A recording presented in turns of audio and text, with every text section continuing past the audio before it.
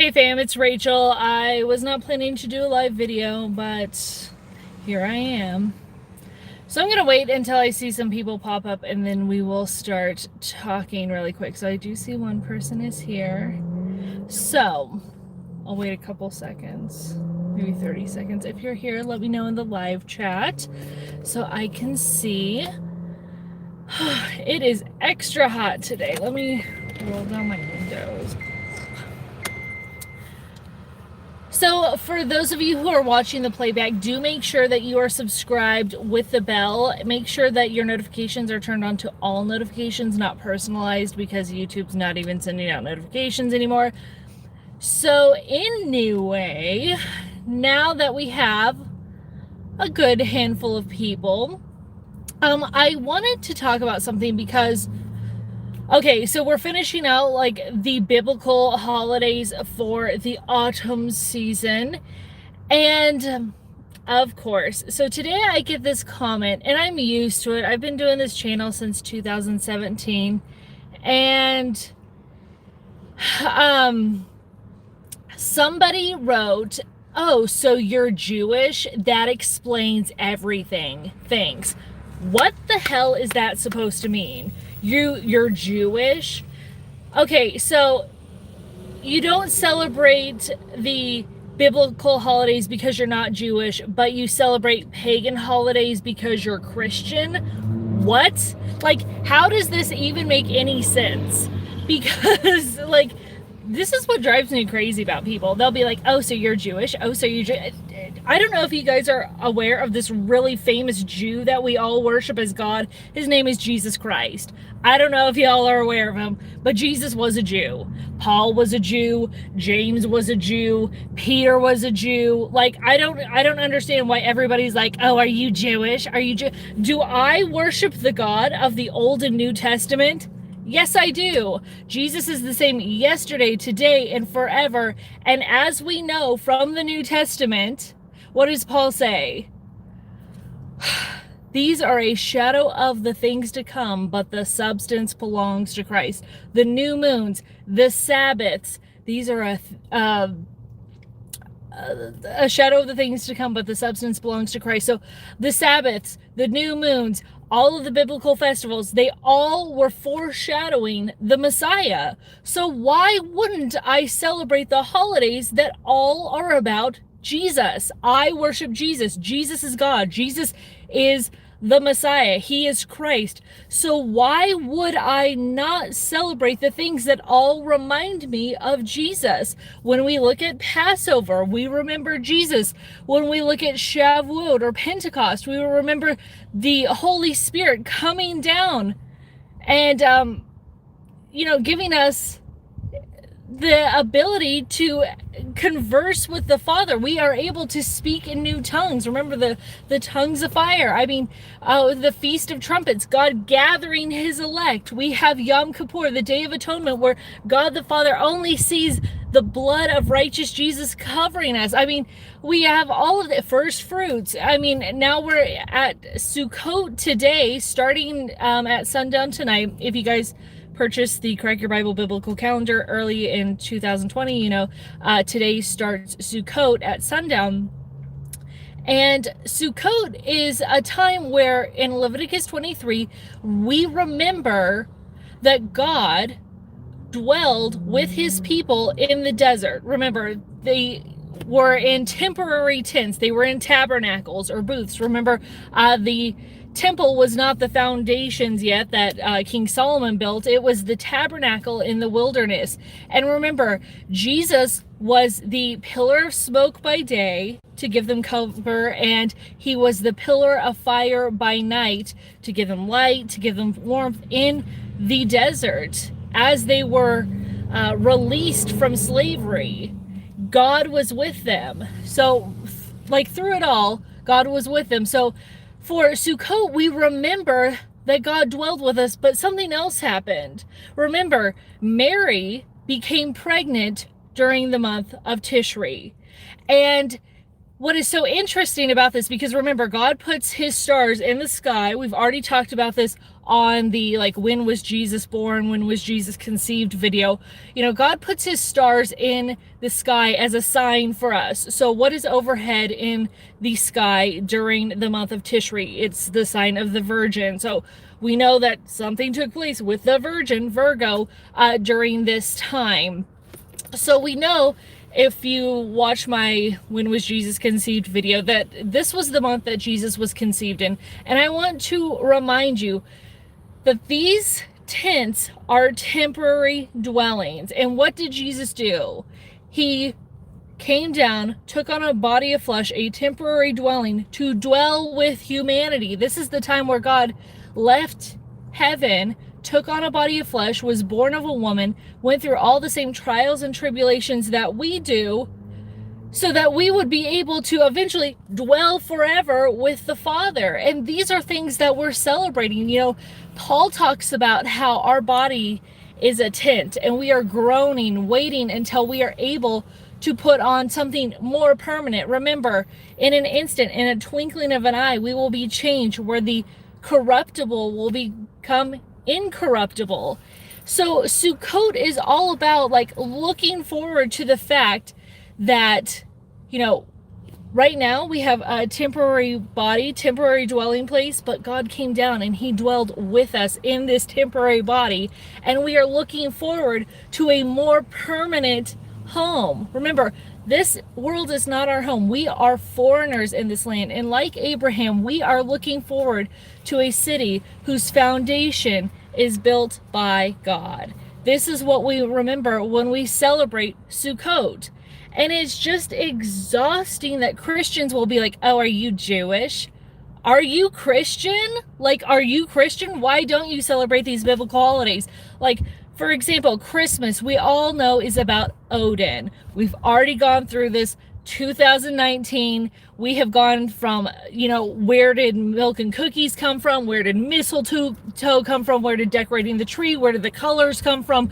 The date, all of that. It all has to do with Nordic and Germanic paganism. So why am I going to try to appropriate paganism and try to make it fit into like, oh, well, I'm going to celebrate the birth of Jesus, even though he wasn't born on this day. He wasn't even born in this season.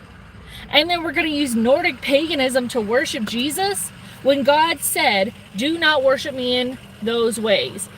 Break down their sacred stones, tear down their Asherah poles, destroy their altars. Do not worship me in those ways. And we know that 1 Corinthians 10, you are not allowed to dine at the table of demons and dine at the table of the Lord. You can't drink from the cup of demons and drink from the cup of the Lord. So Old Testament and New Testament, you cannot participate in paganism. And what does Jesus say? Because I always get this question every year, and it just grinds my gears. People always say, oh, well, what about my kids? What about my parents? What does Jesus say? Anyone who loves their mother or father, son or daughter more than me is not worthy of me. So if you love anybody more than you love Jesus, you don't want to disappoint your family, but you don't mind spitting in Jesus' face as you partake in paganism, you're not worthy of him. And who do we worship? Do we worship mom and dad, son or daughter, or do we worship King Jesus? What is it about? What is it about these holidays that people are so like, I can't let go of them? It's a spirit, the spirit of Christmas, the Christmas spirit. That's the big one that everybody has a problem with. Not everybody celebrates Thanksgiving. We've already gone through how that all comes from like Roman paganism. Not everybody necessarily celebrates Halloween, which is just blatant paganism. A lot of people, I don't know what they do for Easter because we need to be celebrating Passover, not Easter. But there's a spirit behind these things. And it's like, if we love Jesus, we're going to take up our cross and follow him. We're going to die to ourselves every day. It's no longer I who lives, but Christ who lives me. And we're going to live a life that is pleasing to God. We want to do things that honor Jesus. We want to do things that bring glory to Jesus, that remind not only ourselves, but our children, our parents, everybody around us of the promises that God made, that he's coming back for us.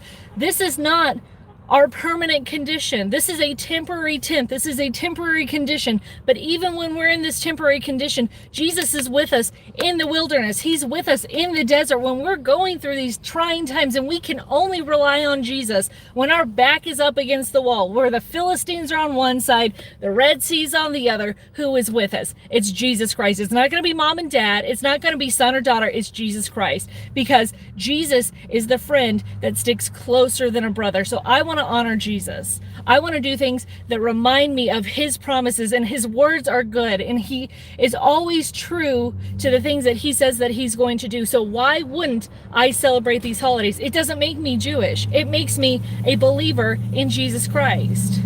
I am a Christian. I believe in Jesus Christ is the Messiah talked about in the Tanakh, in the Torah, in the Pentateuch. It's Jesus Christ. It was Jesus walking with Adam and Eve in the garden. It was Jesus who made a covenant with Abraham. It's Jesus who was in the burning bush with Moses. It was Jesus in the wilderness. It was Jesus as Melchizedek making those covenants with Abraham.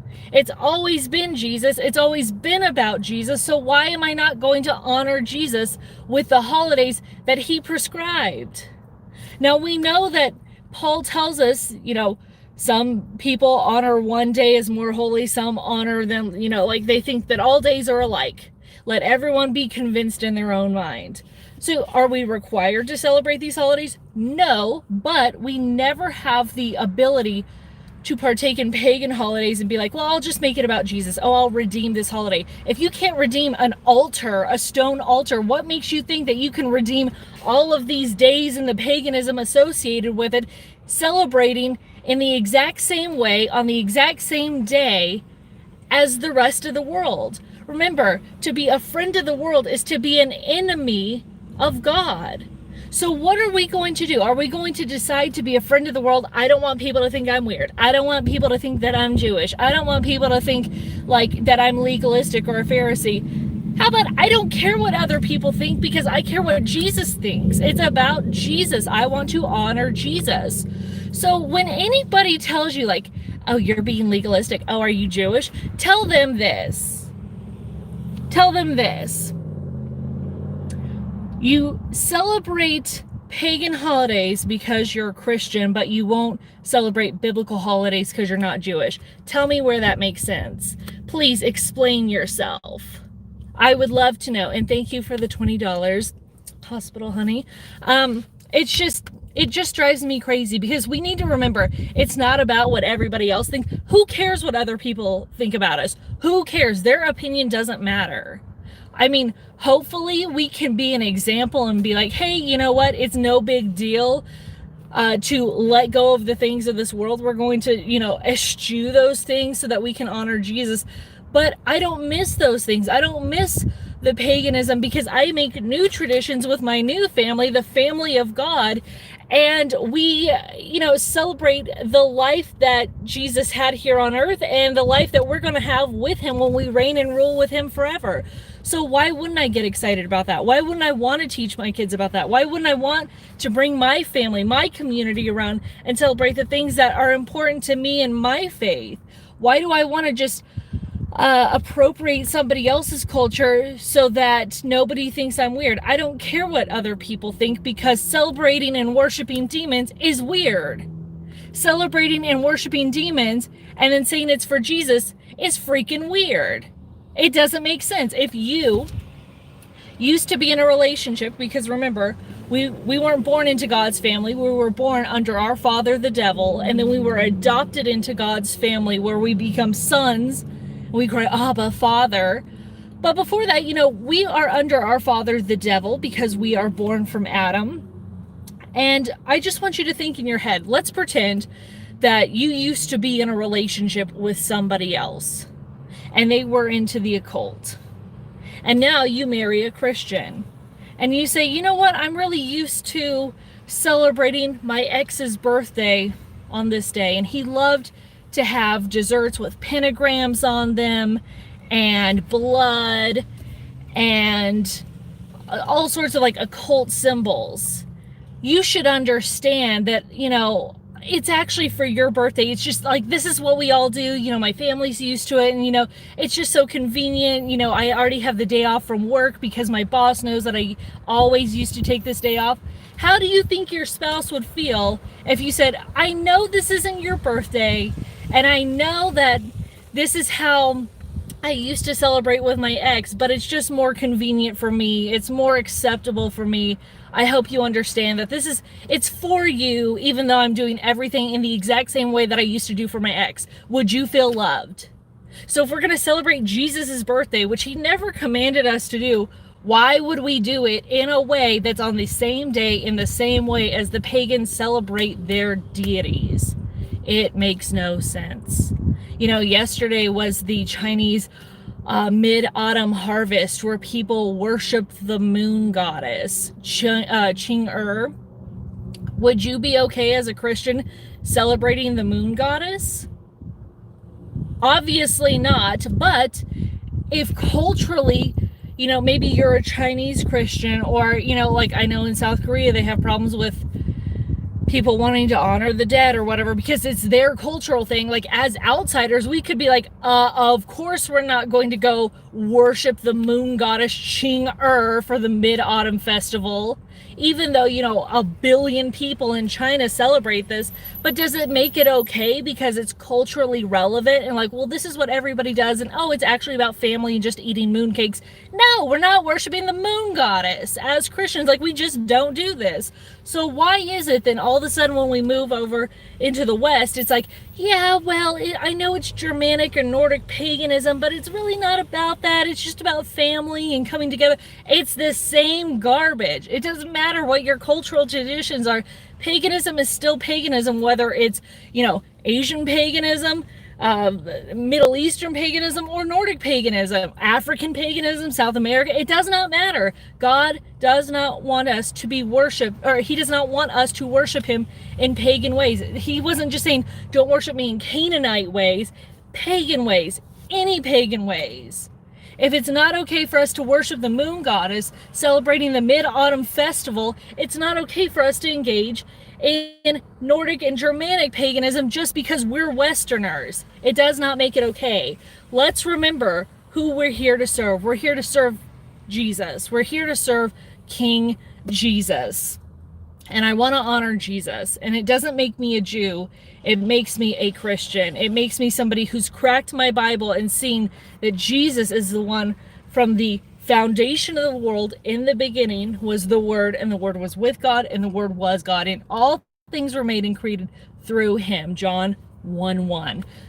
Jesus was the one at creation, and Jesus is going to be the one reigning and ruling forever, as we see in the book of Revelation. Let's not forget this. Let's remember who we are serving. We are here to serve the Lord.